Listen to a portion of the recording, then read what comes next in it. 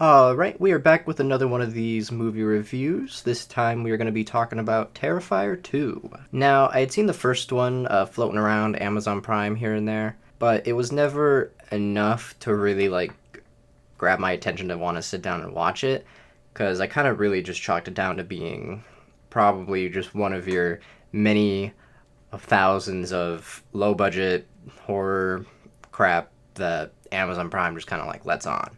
Little did I know, the first movie was really building this cult horror following to it, and in the background had a sequel that was being crowdfunded. The first Terrifier came out in around 2016, and so almost like a full 6 years later, the sequel was playing at select movie theaters. And so it was cool to go into like a decently full theater with like a niche crowd, because you knew that like everyone there were fans of the first one going to go see the second one.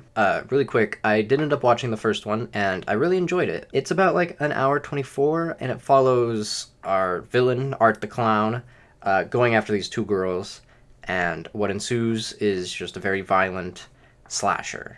And it was pretty good. It was really entertaining. The sequel is a whole hour longer than the first one, running at like 2.5 hours. And I gotta say, it didn't feel that long. And I'm glad to say that Terrifier 2 ended up being this like really fun, creative slasher movie that felt like it was ripped right from the 80s. I got big Nightmare on Elm Street vibes from this movie. And surprisingly, I ended up getting those vibes from the plot instead of like the actual visuals and the kills. It just felt like one of your, like if you were to start Nightmare on Elm Street, except you watch like the fourth one, because you know it gets really goofy after a certain point, and that's what this movie feels like. It feels like a goofy slasher that was like 70s, 80s, early 90s, really fun.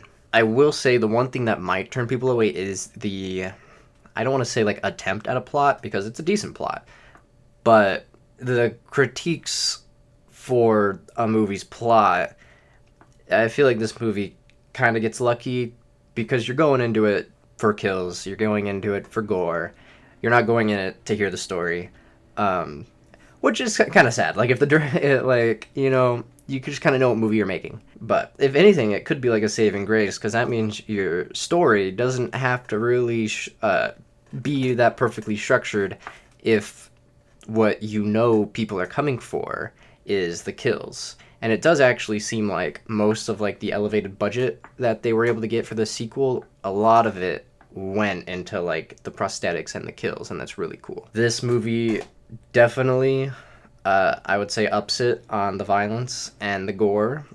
This director's got some weird thing for eyes, and it's gross. And they do it a lot in this movie. There's a lot of gross eye ripping out, all that gross stuff. It's really gross. So if you like gore but shit with the eyes are gross, you're not gonna like this movie. It's really gross with that shit. And I'm sure what most people are wanting to know, if there is a scene in the sequel that compares to the scene of the first one. If you've seen the first one, you know the scene that I'm talking about. I would say that there is a really, it's different. It's not the same as what they did in the first one, which I do like. They didn't just like recreate it. They didn't just do the same kill. It's a different kill. It's a lot longer, and it's different. I feel like it gives like off a different vibe. I feel like the first movie, the kill was more psychological, meant to like kind of mess you up. This one is more over the top. Like a lot of people in the theater, I wouldn't say were like laughing, but kind of like that shocked laugh, like you don't really know how to react to what you're watching, because it's got to be like a straight like 2-3 minutes of just you watching someone get killed, and it's long. I would say this movie does a really good job at the enlargement from the first one in terms of like its set design, its prosthetics. It's really like an inspiring movie when you watch like the behind the scenes of it.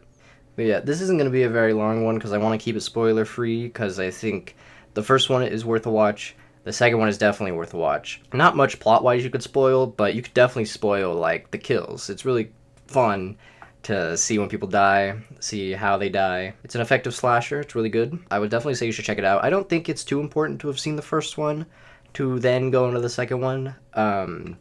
If they go with a third, which it kind of seems like they are, I would say watch the first one, then watch the second one.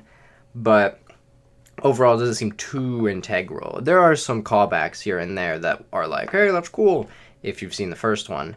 But story-wise, not too much ties in. But yeah, other than that, I would definitely recommend that you go see Terrifier 2 any way that you can, especially this one, because it's a very low budget, it's creative, very innovative in its kills, how it does, how the movie was made, and I think it would be cool to see the slasher genre kind of. It's got a couple movies here and there that's kind of boosting it up, but I don't know. This one really felt like it wasn't trying to recreate the genre, but more as like take everything from the 80s and the early 90s and make it into a movie now.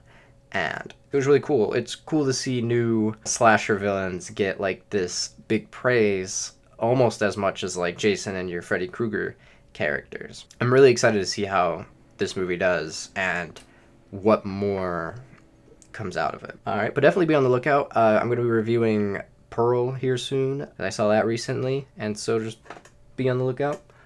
Other than that, that's about it.